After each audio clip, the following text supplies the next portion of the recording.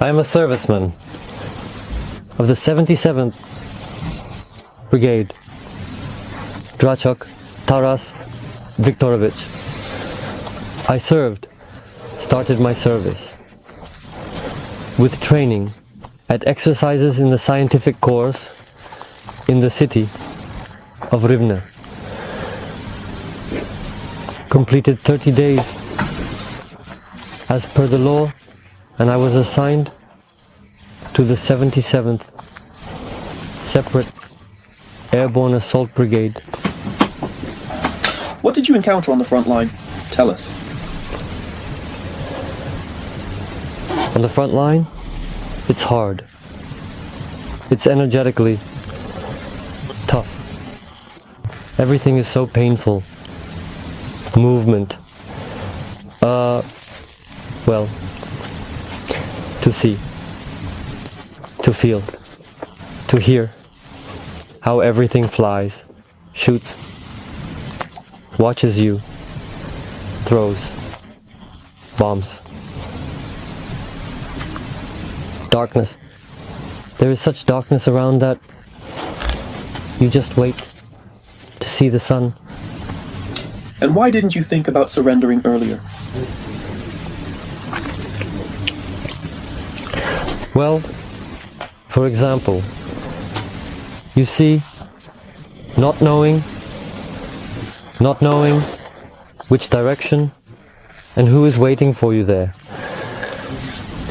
Whether from the air or from the left, right, you don't know who is watching you and who is aiming at you. But when I heard voices, I went towards the voices with my own voice and said what I had to say. They came. As I understood, it was an assault brigade, some brigade, an assault unit. Russian? Yes, Russian assault. We were in the dugout. And we were in the dugout because they were observing us from above. And they threw a very unpleasant thing that burns your eyes, your nose. It's a very nasty thing. Let's put it that way. So we started running out because it was a disaster. Well, I ran out. I found a small cover so that I wouldn't be spotted from the air. And I lay down. Then I heard voices. And I said that I'm here. Don't shoot. Don't shoot, I surrender. They asked, where are you? I'm here. Come out with your hands up. That's it. I stood up, showed myself, raised my hands. They saw me and asked some questions. Whether I was injured or not. And then they asked how many people, of course. They need to know that. And I said, well, then they saw other people. Well, because I'm not alone. No, I'm from Ukraine, from the Khmelnytsky region, the city of Volochisk, a small town. It's okay. Family? Family, yes. There was a family. But I got divorced because I was young. A bit. Well, it's family stuff. I think it's not necessary. Parents? I have parents, my mom. Yes, my mom is a pensioner. A disabled pensioner, you could say. Because, well, my father. I came home. My father fell asleep and didn't wake up. That's how it happens. I also have a brother. He's older than me, yes. I don't communicate with him because of family issues too. He has his own things going on. I'm with him. Is he not fighting? I don't know. I think he is. I think he's fighting, or maybe he's guarding somewhere. Well, I don't know. I think he was also mobilized, because there was such a law passed there that update the data. They update the data. And this, it's like a bait. Update the data, and then bam, you know, whoever updated, they caught them all there. And to be honest, even directly, I'm a dodger. I dodged for 2 years, dodged, didn't update. Somehow, as they said, the authorities, they made up their own laws, and I kept dodging and dodging. And so... And how did they catch you then? I went to help some friends, plaster a garage. There, well, for the winter, you know, the entrance had collapsed. It needed a quick fix, quick fix, quick fix, quick fix. It was just one day's work. And someone turned me in. The police chief arrived, in a car with tinted windows. I thought, some car, let it just stand there. He was watching me. I realized that while he was watching, he was calling the people from the military enlistment office. I went in, thinking I'd grab a bottle of beer to start the work. Well, to mix this glue, while it settles, I thought a bottle of beer. In short, no beer, nothing. And I got caught. It all happened so quickly. What can you say about the brigade and battalion command? We're all human, but there are bastards.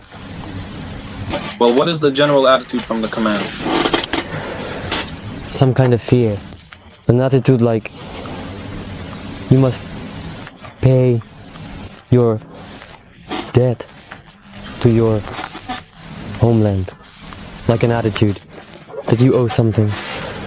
To die, essentially? Well, like, I said debt. I didn't say to die there.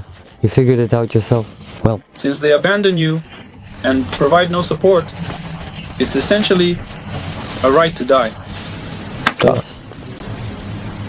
When I was in the dugout, the second dugout, when they started pulling us out, and we just wouldn't go. I had a lot of time to think that maybe they brought our company here to lay us all down. Well, do you think you were lucky that it all ended like this? I would, thank you. I think, yes, I was lucky. Do you want to be exchanged? Yes, well, everyone wants to go home. What if they send you to fight again later? Ah, no. I think there is another way out. I will take care of that. I'm even ready to serve time. But this, I don't want to feel all this again. I'll start with the command. You bastards. Not all, of course, there are people. But most of you don't understand that a human life is very costly, valued. And sending us to points completely unprepared at all. This is bad. Guys, those who are in the same situation as I was, well, mobilized, try to somehow avoid this situation. Go by the law. Achieve with your own efforts. Don't go to fight. Don't go to serve at all. Let's start with that. Why serve? Don't go to fight. Stay home and watch your children grow and help your parents. Because life is very short. And here, life ends very quickly. Mom. Yes, I am in captivity. I am alive. Whole. Here. People treat you wonderfully. Communication. Attitude. I will call you when I can. More questions.